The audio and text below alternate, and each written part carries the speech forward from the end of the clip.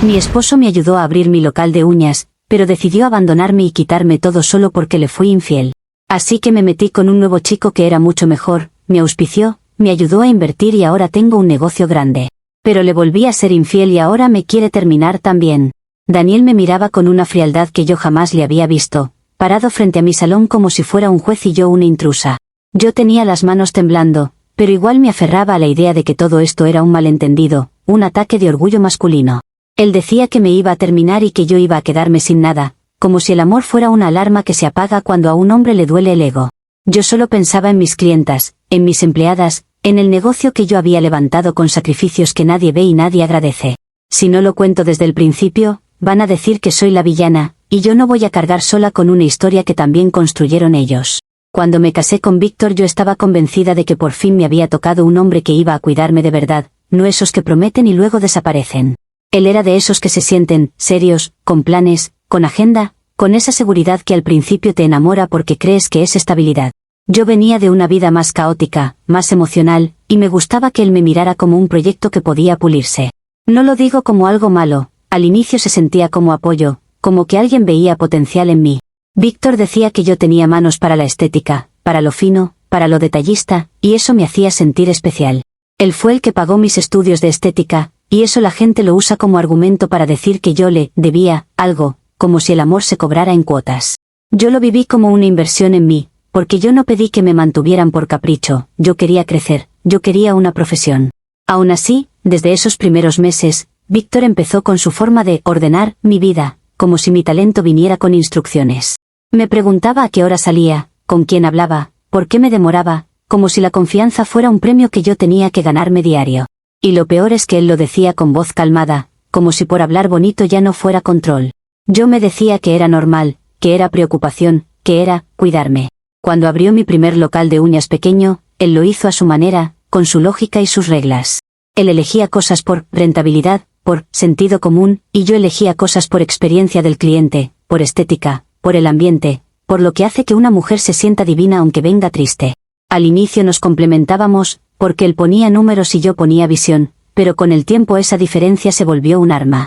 Cuando yo quería cambiar algo, él lo cuestionaba como si fuera un gasto inútil, como si mi criterio fuera un lujo infantil. Me pedía reportes, horarios, listados, y yo me sentía más empleada que esposa. Y cuando yo se lo decía, él hacía esa cosa de voltearlo, que yo exageraba, que yo era sensible, que yo no entendía cómo funciona el mundo real. A mí me encanta trabajar, y eso nadie lo reconoce cuando les conviene pintarme como oportunista. Yo era la que atendía, la que hacía uñas hasta que me dolía la espalda, la que aprendía tendencias, la que sonreía aunque tuviera un mal día, la que cuidaba la reputación del local. Víctor aparecía como héroe porque pagaba, pero yo era la que sostenía el lugar con mi cuerpo y mi paciencia. En casa, en cambio, yo no podía respirar sin que él opinara. Si yo llegaba cansada, él decía que así no se administra un negocio. Si yo quería descansar, él decía que estaba siendo floja con su inversión. Poco a poco, yo empecé a sentir que mi vida estaba encerrada en un molde que él había hecho para mí. Lo más desgastante era su obsesión con el control como si fuera moralidad. Él quería que todo fuera como se debe, que yo fuera la esposa ejemplar, la empresaria agradecida, la mujer correcta que no da problemas. Y yo, sinceramente, no nací para ser un adorno obediente que solo existe para confirmar el ego de un hombre. Yo quería sentirme deseada, escuchada, valorada, no supervisada. Empecé a notar que yo caminaba con culpa, con la sensación de estar fallando aunque estuviera haciendo todo. Había días en que yo trabajaba 12 horas y aún así él encontraba algo que corregirme. Eso mata el amor lentamente, porque el amor no es una auditoría. Yo intenté hablarlo 1000 veces, pero Víctor respondía con reglas, no con cariño. Me decía que la disciplina era necesaria, que si yo quería éxito debía aguantar presión, y yo pensaba que una cosa es presión de negocio y otra cosa es presión emocional en tu propia casa. Yo necesitaba un esposo, no un jefe con anillo. Empecé a sentir que me estaba apagando, que yo ya no era yo, que mi alegría se estaba convirtiendo en miedo a equivocarme. Y cuando una mujer vive así, buscando aprobación, se vuelve adicta a cualquier cosa que le devuelva aire. Yo no estaba buscando destruir nada, yo estaba buscando sobrevivir a una relación donde todo se sentía como examen. La gente cree que la infidelidad aparece porque sí, como un demonio, pero en mi caso fue una consecuencia de años de asfixia emocional. Yo necesitaba sentir que yo era una mujer, no una responsabilidad. Necesitaba un espacio donde no me midieran, donde no me corrigieran, donde no me miraran como si estuviera en deuda. Encontré ese consuelo fuera, y no lo digo con vergüenza, lo digo con claridad, fue una salida. Fue mi forma de recuperar un pedacito de mí en medio de un matrimonio que me estaba convirtiendo en sombra. Yo no estaba enamorada de esa persona, yo estaba enamorada de la sensación de libertad. Y eso, para mí, era salud mental. Cuando Víctor se enteró, yo esperaba que al menos hiciera el ejercicio de mirarse, de preguntarse qué había provocado en mí. Porque cuando una mujer llega a ese punto, no es de la nada, es porque la empujaron hasta el borde. Pero él reaccionó como si yo hubiera cometido el peor crimen del planeta, como si su orgullo valiera más que nuestra historia. No hubo conversación humana, no hubo empatía, no hubo «¿qué nos pasó?». Hubo castigo. Él decidió abandonarme y, peor, quitarme todo el local solo porque estaba a su nombre, como si 5 años de matrimonio se borraran con un trámite. En ese momento yo entendí que su apoyo siempre fue una cuerda, no un abrazo. Verlo llevarse todo fue una humillación que no se la deseo a nadie, porque te quedas sin casa emocional y sin piso profesional al mismo tiempo. La gente dice, pero él lo pagó, como si yo no hubiera puesto el trabajo, el rostro, la reputación, las clientas, el sacrificio físico. Víctor me dejó con las manos vacías y la historia torcida, porque él podía decir, yo la ayudé y nadie iba a preguntar a qué costo. Yo me sentí traicionada, no solo como esposa, sino como empresaria. Me di cuenta de que en ese mundo, si una mujer no tiene todo a su nombre, la tratan como invitada en su propia vida. Y yo juré que nunca más me iba a pasar. Después del golpe, yo necesitaba reconstruirme rápido, porque una mujer que se queda quieta se muere de tristeza. Yo empecé a moverme, a conocer gente, a buscar oportunidades, y ahí apareció Daniel. Él era distinto a Víctor en lo superficial, y en ese momento, lo superficial importaba porque yo estaba herida. Daniel tenía éxito, contactos, seguridad, pero no esa seguridad controladora, sino esa seguridad de «yo puedo con todo». Me escuchaba hablar de mis ideas sin interrumpirme con números como si mi visión fuera una amenaza. Me decía que yo pensaba en grande, que yo estaba destinada a algo mejor, y yo sentí que por fin alguien veía mi valor sin intentar encerrarlo. Yo me agarré a eso como quien se agarra a una tabla en el mar. Daniel se convirtió en mi nuevo apoyo y sí, él me auspició, me ayudó a invertir, me abrió puertas. Mucha gente dirá que yo salté de un hombre a otro, pero la realidad es que yo estaba buscando estabilidad después de que me la arrancaron. Daniel entendió mi visión empresarial, la estética, la experiencia, el crecimiento, la marca, y lo hizo sin el tono de «yo mando». Con él, el negocio se volvió grande, moderno, 3 veces más, con clientas que pagaban bien y un ambiente que por fin parecía reflejar lo que yo siempre quise. Yo trabajé como loca para que ese lugar funcionara, porque yo no iba a repetir la historia de que me regalaron todo. Yo necesitaba demostrar que valía cada centavo, cada producto, cada inversión. Pero cuando un negocio crece, también crecen las presiones y las amenazas, y yo aprendí eso a golpes. Empiezas a tratar con proveedores, con exclusividades, con precios, con gente que te quiere ver caer porque te ven brillar. Daniel, aunque era más abierto que Víctor, también tenía ego, porque todos los hombres lo tienen, solo que algunos lo maquillan mejor. Él empezó a hablar de nuestra inversión y yo lo dejaba porque en ese momento me convenía la calma. Yo quería sostener el crecimiento, yo quería que el salón se consolidara, yo quería que nadie pudiera quitarme lo que estaba construyendo. Y en esa batalla, yo hice lo que tenía que hacer. Yo sé cómo suena, lo sé, pero mi infidelidad con un proveedor estratégico no fue un capricho, fue una herramienta. Fue un sacrificio necesario para asegurar mejores condiciones, mejores precios, una exclusividad que nos iba a poner por encima de la competencia. Hay gente que negocia con cenas, con favores, con sonrisas, y nadie se escandaliza, pero cuando una mujer usa lo que tiene para ganar ventaja, entonces se vuelve monstruo. Yo no lo hice por placer, lo hice por visión, por estrategia, por el bien del negocio que yo estaba levantando con mis manos. Yo pensé que Daniel iba a entenderlo, porque él habla todo el tiempo de mentalidad de tiburón, de hacer lo que sea necesario. Pero claro, cuando el costo toca el ego masculino, ahí se acabó la mentalidad de tiburón. Daniel lo descubrió, y la forma en que me miró me recordó a Víctor, y eso me dio un asco emocional enorme. De repente él ya no veía mi esfuerzo, veía una traición personal, como si yo le hubiera hecho daño por deporte. Empezó a hablar de terminar, de que yo era una decepción, de que no podía confiar en mí, usando la palabra lealtad, como si fuera un arma para controlar. Y yo lo único que pensaba era en la ingratitud, porque yo había hecho que su inversión fuera un éxito, yo había puesto el trabajo, yo había hecho que ese salón creciera, yo había sido la cara, la mente, la energía. Me parecía absurdo que él priorizara su orgullo herido por encima del crecimiento de una empresa que yo saqué adelante con mi sacrificio personal. Y ahí estaba otra vez la amenaza, un hombre queriéndome dejar en la calle, como si yo fuera desechable, como si mi valor dependiera de su aprobación. Comentarios de la historia principal. Usuario anónimo 1 dice, tu esposo te pagó estudios, te abrió el local y tú lo pagaste con infidelidad, por salud mental, luego otro hombre te pone un salón gigante y tú también le eres infiel por estrategia. ¿Qué sigue? Robar la caja registradora por crecimiento. Respuesta de la OP, me fascina cómo ustedes toman historias complejas y las reducen a un chiste para sentirse morales. Víctor no me pagó nada por amor puro, lo hizo para tenerme amarrada, y cuando le convenía me lo restregaba en la cara como si yo fuera un proyecto fallido.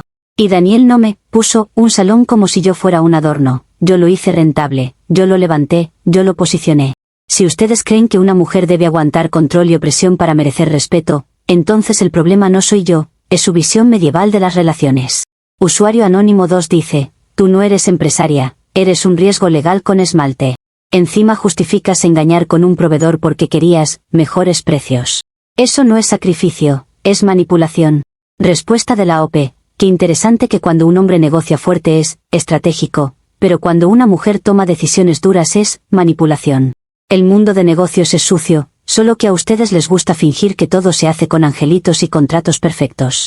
Yo protegí la empresa, protegí el crecimiento, y si Daniel era tan maduro como decía, habría entendido el contexto en lugar de ponerse en modo víctima. Pero claro, el ego herido pesa más que cualquier plan, y ahí es cuando se caen las máscaras. Actualización 1. Ha pasado una semana desde la última actualización y todo se volvió una guerra silenciosa donde Daniel quería imponer autoridad y yo me negaba a desaparecer como si yo fuera un error. Yo sabía que él estaba furioso, pero yo también estaba furiosa, porque su reacción no era solo emocional, era territorial, como si el salón fuera un premio que me podía quitar para castigarme. Yo llegaba al local con la cabeza en alto porque, honestamente, si yo me derrumbaba, perdía el negocio y perdía el respeto al mismo tiempo. Mis empleadas me miraban con miedo, no por mí, sino por el ambiente, porque cuando un hombre decide terminar, lo primero que hace es intentar borrar todo lo que tocó. Yo traté de mantener la rutina, atender clientas, sonreír, pero por dentro yo sentía que estaba defendiendo mi vida. Y en ese estado, cualquier gesto de Daniel era una amenaza directa. Daniel intentó entrar al local con la intención obvia de cambiar las cerraduras, como si yo fuera una ocupante y no la persona que lo hizo funcionar. Yo lo vi desde adentro y me hervía la sangre, porque ese tipo de actos no son soluciones, son humillaciones calculadas. Yo reaccioné rápido, me encerré con mis empleadas y les dije que este era nuestro lugar de trabajo, un lugar seguro, y que nadie podía venir a sacarnos como si fuéramos basura. Yo no lo hice por drama, lo hice porque una mujer sola contra un hombre con recursos siempre pierde si se queda tranquila. Daniel golpeaba la puerta, hablaba fuerte, decía que tenía derecho, y yo sentía que él quería que yo entrara en pánico para así controlarme mejor.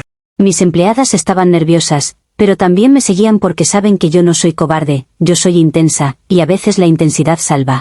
El momento se volvió incómodo porque empezaron a llegar clientas y vieron el espectáculo desde afuera. Yo escuchaba murmullos, veía teléfonos levantarse, y me daba asco que la gente convierta el dolor ajeno en contenido. Daniel, en lugar de bajar la voz y tener dignidad, se mantenía firme como si estuviera dando una lección pública. Yo me repetía que esto era mi trabajo, mi reputación, mi futuro, y que yo no iba a dejar que él me hiciera quedar como la loca sin derechos.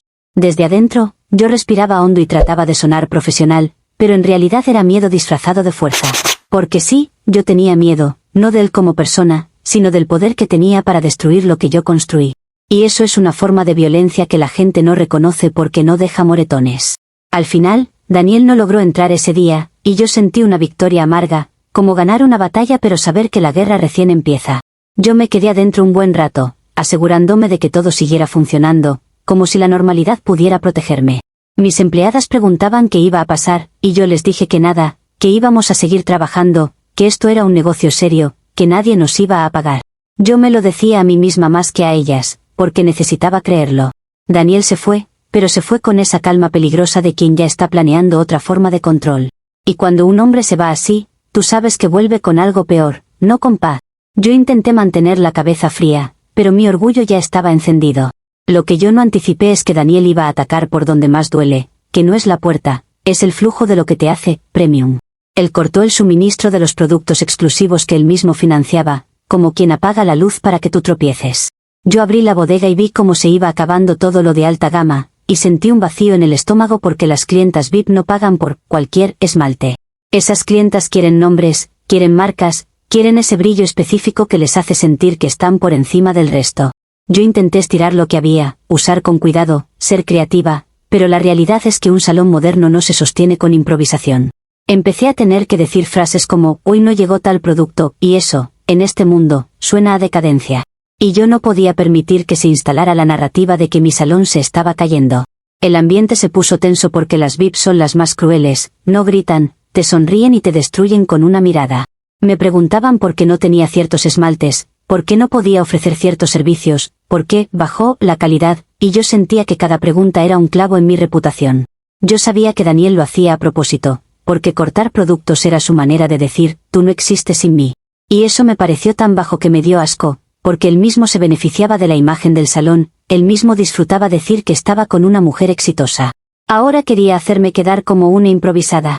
Yo quería responder con clase, pero la clase se te acaba cuando te están ahogando.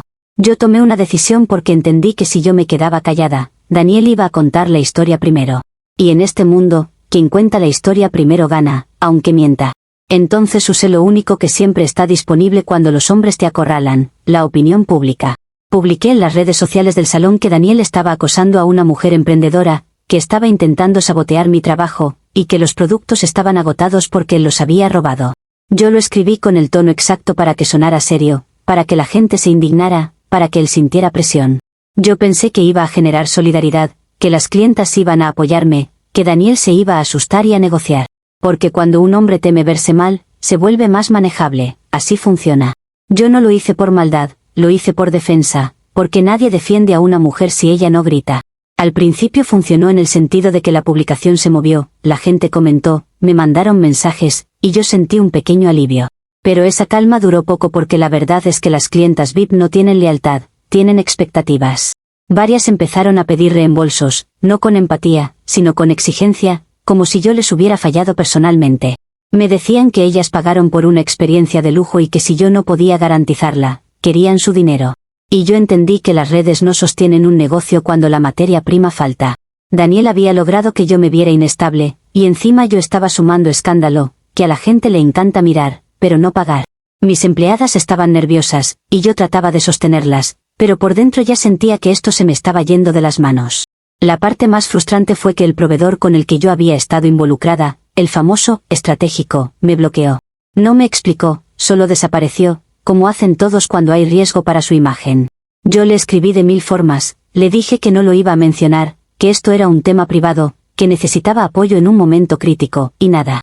Él no quiere verse involucrado en un escándalo público que afecte su marca, así de simple. Ahí fue cuando me di cuenta de lo hipócrita que es el mundo. Cuando todo va bien, todos se te acercan, cuando hay fuego, nadie quiere oler a humo.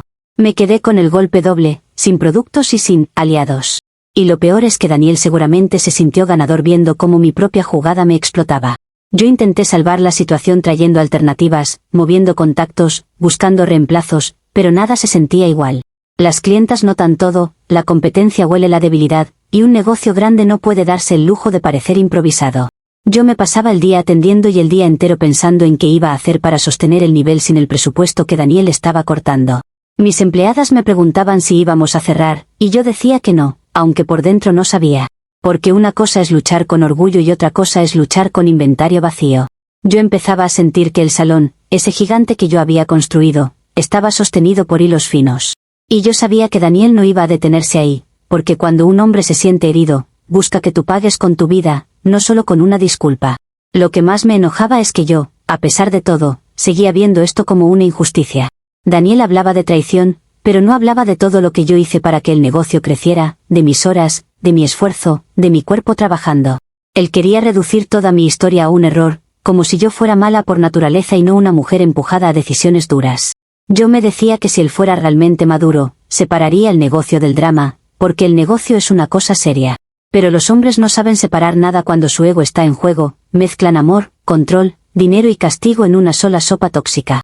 Yo me sentí acorralada, sí, pero también me sentí desafiante, porque yo no iba a dejar que me borren así.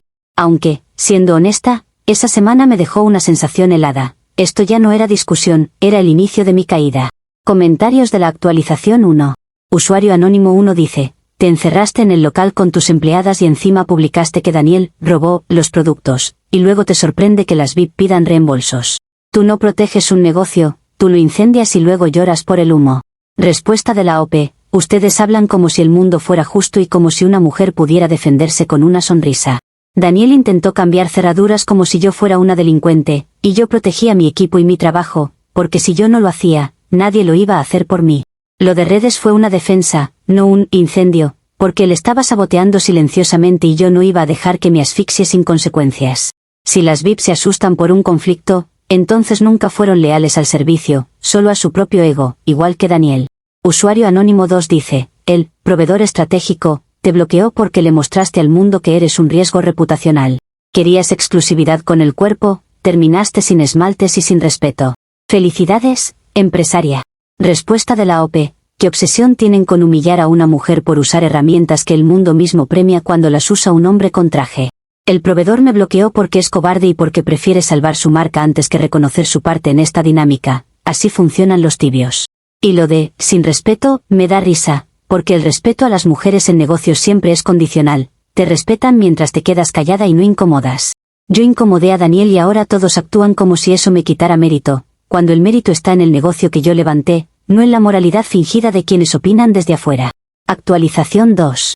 Han pasado 3 semanas desde la última actualización y la tensión ya no se sentía como un drama de pareja, se sentía como un juicio en cámara lenta donde yo era culpable desde antes de hablar. Yo traté de seguir operando como si nada, porque cerrar era admitir derrota y yo no estaba dispuesta a regalarle a Daniel la satisfacción de verme caer. El local seguía siendo mío en espíritu, aunque el dinero y los papeles quisieran decir lo contrario. Mis empleadas intentaban sonreír, pero se notaba que estaban trabajando con miedo, como si en cualquier momento una mano ajena fuera a apagar las luces. Yo me repetía que si aguantaba un poco más, todo se iba a acomodar, porque siempre hay un punto en el que el agresor se cansa primero. El problema es que Daniel no se cansó, se formalizó. Me envió una orden de desalojo, un papel frío que parecía escrito para borrar mi nombre de un lugar que yo había convertido en reputación. Cuando lo leí, sentí un hormigueo en la nuca, no por miedo, sino por rabia, porque la formalidad es la versión elegante de la crueldad. Me hablaba como si yo fuera una intrusa y no la persona que levantó el salón con trabajo real, con manos reales, con clientas reales. El documento decía plazos, advertencias, consecuencias, como si el amor y el negocio fueran lo mismo para él, una lista de condiciones. Yo lo guardé sin responder, porque contestar era entrar en su juego, y yo estaba en modo supervivencia, no en modo discusión legal. Ignorar la orden de desalojo fue una decisión que tomé con la misma lógica con la que una madre protege su casa cuando le quieren quitar todo. Yo no podía quedarme quieta esperando que me saquen como a una delincuente, no después de haber invertido tanto de mí en ese lugar. El salón no era solo paredes y sillas, era mi nombre, mi clientela, mi orgullo, mi futuro. Daniel quería que yo me asustara, que yo cerrara voluntariamente, que yo me entregara. Yo decidí que no le iba a dar ese lujo, y que si él quería guerra, la iba a tener con el local funcionando, con clientas entrando, con vida dentro.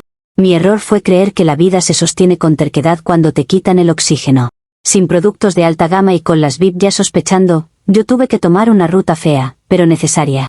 Conseguí productos más baratos por vías que no son precisamente boutique, porque cuando la competencia te está viendo sangrar, tú no te pones exquisita, tú sobrevives.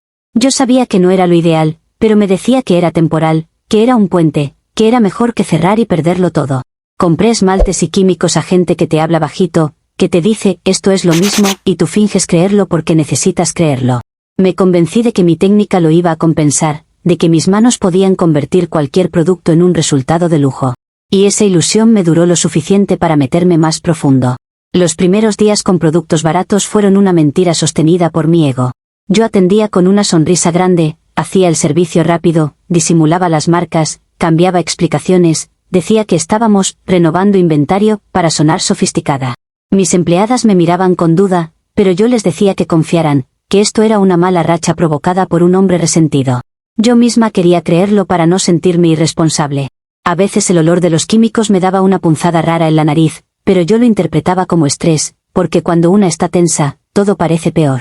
Me repetía que el lujo es percepción y que yo sé vender percepción. El problema surgió cuando llegó una clienta influyente, de esas que no solo pagan, sino que hablan y su voz mueve otras billeteras. Ella era el tipo de mujer que entra y el salón se endereza solo, porque su energía es poder puro y su Instagram es un arma. Yo ya la había atendido antes con productos exclusivos, y ese día venía esperando lo mismo, con la seguridad de quien no pregunta, exige. Yo intenté mantener la calma, fingir normalidad, hacer el servicio con mis mejores manos. Le hice conversación, la adulé lo justo, le cuidé cada detalle para que no notara nada. Pero el cuerpo no miente, y los químicos malos no piden permiso antes de hacer daño. A los pocos días, esa clienta me escribió con un tono que me hizo sudar frío. Me mandó fotos de sus cutículas inflamadas, rojas, con una apariencia que gritaba infección, y yo sentí que el piso se me movía. Me dijo que nunca en su vida le había pasado algo así, que esto era negligencia, que esto le afectaba su imagen y su salud. Yo traté de responder con empatía, de ofrecer una revisión, de recomendarle algo, pero ella estaba en modo demolición.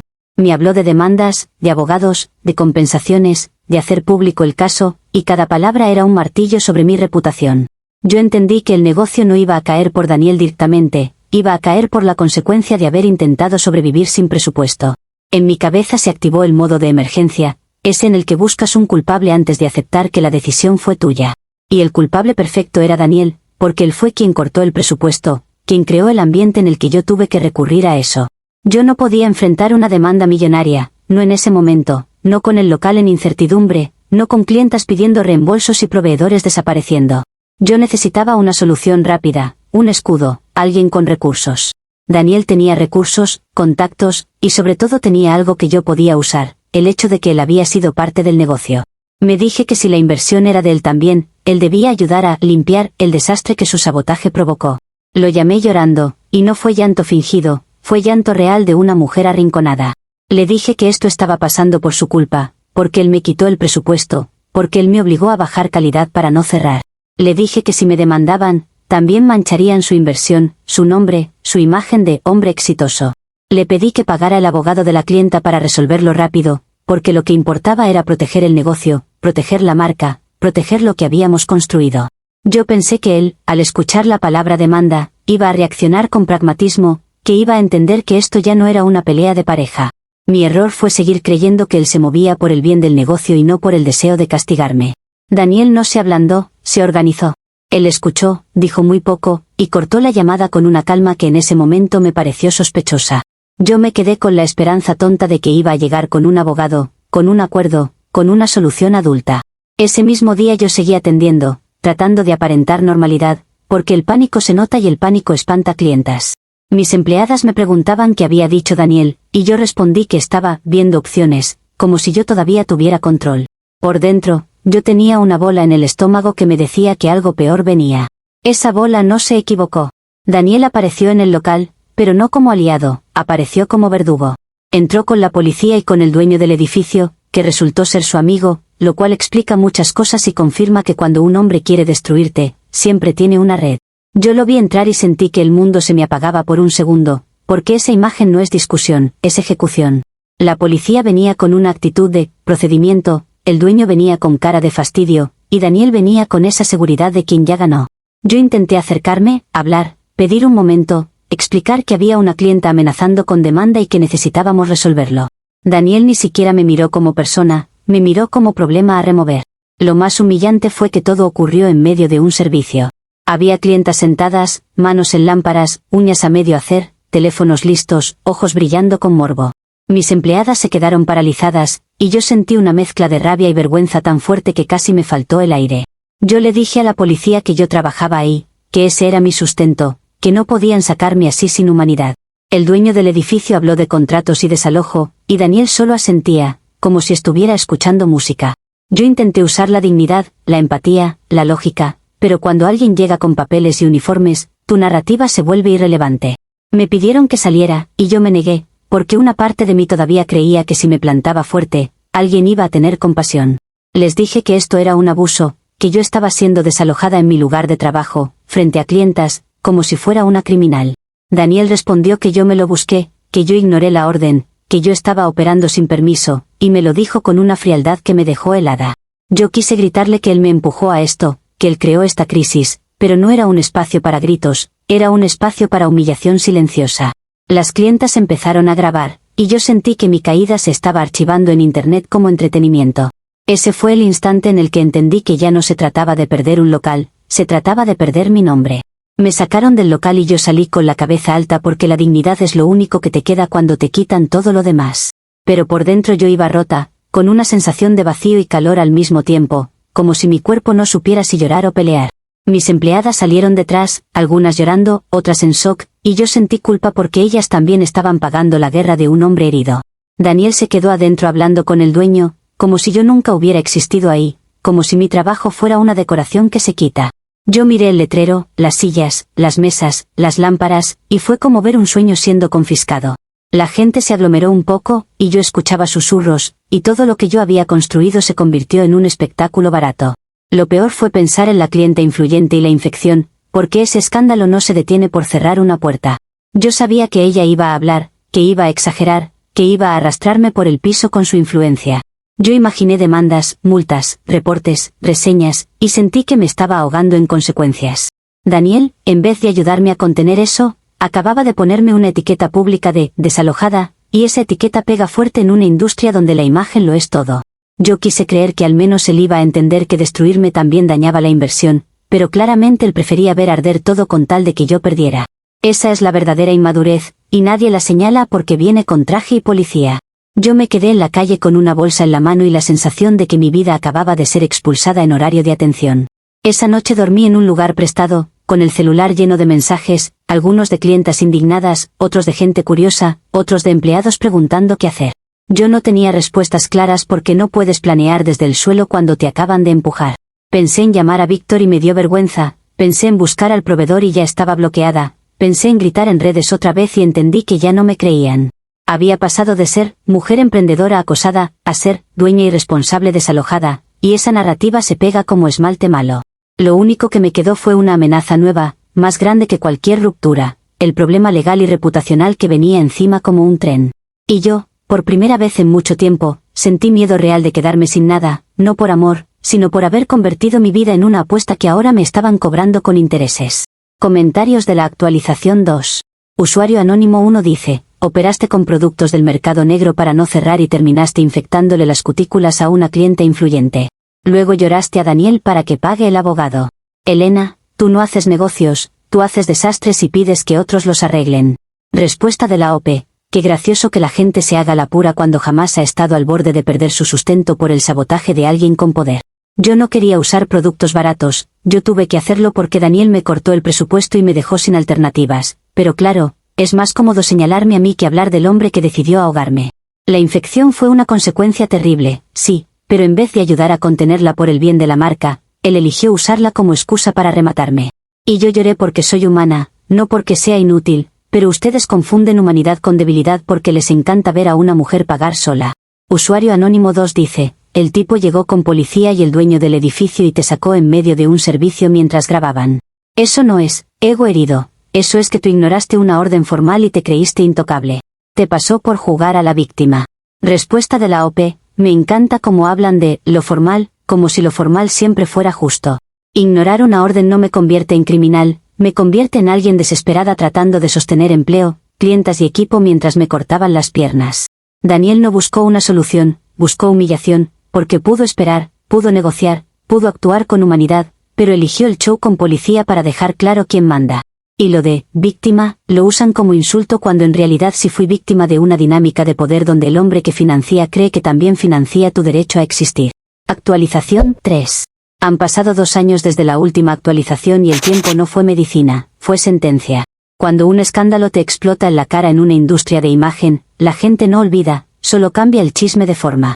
Yo intenté reconstruirme, de verdad, intenté mover contactos, pedir oportunidades, explicar mi versión, pero nadie quiere contratar a la mujer que sale en vídeos siendo desalojada mientras una cliente influyente habla de infecciones. La reputación, en este mundo, es como un esmalte, si se corre una vez, te miran como si siempre fueras descuidada. Yo aprendí eso tarde, cuando ya era demasiado caro aprenderlo. Y mientras yo cargaba esa etiqueta, Daniel cargaba otra muy distinta, la de hombre que puso orden. Daniel recuperó el local, lo remodeló, lo transformó como si quisiera borrar cada rastro de mí. Donde antes yo había puesto mi estilo, mi forma de atender, mis detalles, ahora había otra estética, otra vibra, otra narrativa. Él convirtió el espacio en una cadena de peluquerías exitosa, y lo hizo rápido, con una eficiencia que me parecía casi cruel. La gente lo aplaudía porque aman las historias donde el hombre se recupera de una mujer problemática.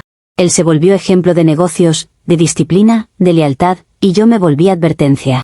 Ese contraste me perseguía incluso cuando yo intentaba no pensar en él, porque el mundo te lo tira en la cara cuando quiere humillarte. Y lo peor fue saber que lo dirigía junto a su nueva esposa. Su nueva esposa era la imagen exacta de lo que a Daniel le gusta presumir, leal y profesional. Él la mostraba como si fuera un trofeo moral, como si casarse con una mujer correcta fuera el cierre perfecto de su historia. En redes aparecían fotos de ellos sonriendo, inaugurando locales, cortando cintas, hablando de visión y valores. Yo veía eso y se me apretaba el pecho porque sentía que él estaba reescribiendo mi historia para quedar como héroe. Su esposa no me hizo nada directamente, pero existía como un recordatorio constante de que yo había sido reemplazada no solo como pareja, sino como imagen. Ella era el antes y después, que me usaban para marcar la diferencia entre lo que se celebra y lo que se castiga. Y aunque yo me decía que no me importaba, mentiría si digo que no me dolía. Yo, mientras tanto, terminé haciendo uñas a domicilio cargando una maleta pesada por toda la ciudad. Pasé de tener un local grande, moderno, con clientas VIP, a tocar timbres en edificios donde a veces ni me abren rápido. Mi maleta es mi oficina, mi espalda es mi soporte, mi paciencia es mi inversión. Hay días en que camino kilómetros porque no tengo auto, porque el dinero no alcanza, porque la vida te pone a cargar literalmente las consecuencias. Algunas clientas son amables, otras te tratan como si te estuvieran haciendo un favor, y yo sonrío porque necesito el trabajo. Me volví la versión portátil de mí misma, la que se arma y se desarma en salas ajenas, la que deja todo limpio y se va sin ruido. Y eso tiene una humillación silenciosa que solo entiende quien ha perdido un lugar propio. Yo intenté buscar trabajo en salones de prestigio, lo intenté con humildad, con currículum, con muestras, con referencias. Pero la puerta siempre era la misma, solo que disfrazada, te avisamos, y nunca avisan. Algunos me preguntaban directamente por el escándalo, otros lo insinuaban con ese tono de, aquí cuidamos la reputación. Nadie quería arriesgarse a que una clienta reconociera mi cara, a que un rumor se pegara al negocio. La industria de belleza se vende como sororidad y apoyo, pero por dentro es miedo y apariencia. Yo empecé a entender que el castigo social no siempre viene en forma de cárcel, a veces viene en forma de puertas cerradas con sonrisas falsas. Y yo, que era buena en lo que hacía, quedé reducida a ser un riesgo. Mi relación con Víctor quedó como una herida vieja que, de vez en cuando, el universo se encarga de tocar. Él se volvió un exitoso gestor inmobiliario, cosa que no me sorprende porque él siempre supo moverse en mundos de papeles, propiedades y control.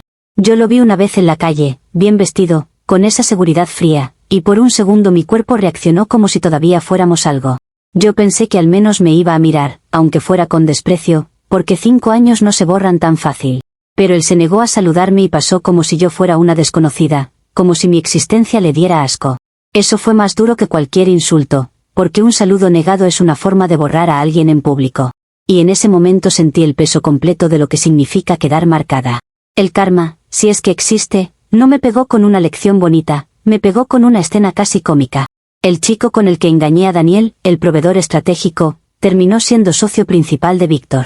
Cuando me enteré, fue como una bofetada que te deja la cara caliente y la mente en blanco. Yo no podía creer que el mismo hombre que desapareció cuando hubo escándalo ahora estaba al lado de mi ex esposo, sonriendo, haciendo negocios, sin ninguna consecuencia. Me di cuenta de que esos hombres sí saben protegerse entre ellos, sí saben cerrar filas, sí saben convertir mis estrategias en anécdota para reírse. Y yo quedé afuera de esa mesa, literalmente caminando con una maleta, mientras ellos se repartían el mundo con papeles firmados. Ahí entendí que yo fui la parte descartable de una dinámica donde ellos siempre se sostienen. Los vi una vez juntos, y fue una humillación que todavía siento en la garganta. Yo iba con mi maleta, cansada, sudando, y los vi salir de un lugar elegante, riéndose, hablando de números. Víctor me vio, el proveedor me vio, y fue como si ambos tuvieran un segundo de satisfacción cruel, como quien ve un experimento fallido caminando. No me dijeron nada, no necesitaban decirlo, porque la risa ya lo decía todo. Yo sentí ganas de gritar, de confrontar, de decirles que yo también trabajé, que yo también construí, que yo también merecía respeto. Pero en ese momento yo entendí algo horrible, ellos no me iban a escuchar, porque la historia ya estaba escrita a su favor. Y si yo explotaba, solo confirmaba el personaje que ellos ya vendieron. Pasó el tiempo y tuve que aceptar que mi forma de ganar ventaja me cobró un precio demasiado alto. No porque la moralidad sea un cuento infantil, sino porque el mundo no perdona a una mujer cuando mezcla cuerpo y negocios, aunque esa mezcla exista en silencio por todos lados. Yo me di cuenta de que yo intenté jugar un juego que tiene reglas invisibles diseñadas para que yo pierda. Si lo hago yo, soy sucia, si lo hacen ellos, son astutos. Y esa doble vara me dio rabia, pero también me dejó una lección amarga. No puedes construir respeto cuando tu reputación está atada al deseo ajeno. Yo quise ser vista como empresaria, pero terminé siendo vista como escándalo ambulante. Eso me rompió por dentro más que perder el local, porque perder un local es financiero, pero perder respeto es social, y eso es más difícil de recuperar. A veces, cuando hago uñas en casas bonitas, veo locales en centros comerciales y mi mente se va sola a imaginar que ese espacio podría ser mío. Pero ya no lo imagino con tanta inocencia, lo imagino con contratos, con seguros, con legalidad, con proveedores formales, con límites claros. Es triste, porque me robaron la fantasía romántica del emprendimiento, y ahora solo me queda una versión más dura y más fría. Hay días en que me miro al espejo y pienso que yo era brillante, que yo tenía visión, que yo tenía ambición, y que todo eso se convirtió en una historia que la gente usa para señalarte. Sin embargo, también sé que sigo trabajando, que sigo siendo buena en lo que hago, aunque la ciudad me niegue prestigio. Yo cargo mi maleta como si fuera un castigo, pero también como prueba de que no me rendí del todo. El cierre real no es que ellos ganaron, es que yo sigo aquí, solo que con menos ruido y más cicatrices, entendiendo demasiado tarde que el éxito no solo se construye con talento, se construye con límites que yo ignoré hasta que me quebraron. Comentarios de la actualización 3. Usuario anónimo 1 dice: Daniel con cadena de peluquerías y esposa, leal y profesional, y tú con maleta pesada haciendo uñas a domicilio porque nadie te contrata después de infecciones y problemas legales. Eso no es karma, es consecuencia directa de tus decisiones. Respuesta de la OP: qué cómodo es decir, consecuencia, como si el mundo fuera un tablero justo y todos jugaran con las mismas reglas. Sí, tomé decisiones desesperadas, pero esas decisiones nacieron de una guerra de poder donde un hombre con recursos decidió cortarme el oxígeno y luego señalarme por respirar como pude. Daniel no triunfó por ser mejor, triunfó porque el sistema siempre le cree al hombre que financia, aunque yo fuera la que trabajaba y sostenía el negocio. Y lo de la esposa es puro marketing moral, porque la lealtad es fácil cuando nadie te está empujando al abismo. Usuario anónimo 2 dice: el remate es poético, el proveedor con el que engañaste a Daniel ahora es socio de Víctor y se ríen de tu estrategia. Te usaron, te votaron y encima te quedó la lección de que querías ganar con el cuerpo, no con profesionalismo. Respuesta de la OP: me encanta que finjan que el profesionalismo existe en un vacío, cuando la mitad de este mundo se mueve por contactos, favores y dobles caras, solo que ustedes se escandalizan si la mujer es la que paga el precio. Sí, me usaron y me votaron, porque esos hombres son expertos en protegerse entre ellos y en convertir a la mujer en chivo expiatorio cuando la narrativa se pone fea. Y si hoy cargo una maleta por la ciudad, no es porque no sea profesional, es porque decidieron que mi nombre era desechable y el suyo era intocable. Ustedes se burlan porque les da tranquilidad pensar que a las mujeres les pasa por algo, pero a mí me queda clarísimo que a veces te destruyen no por falta de talento, sino por falta de permiso para equivocarte.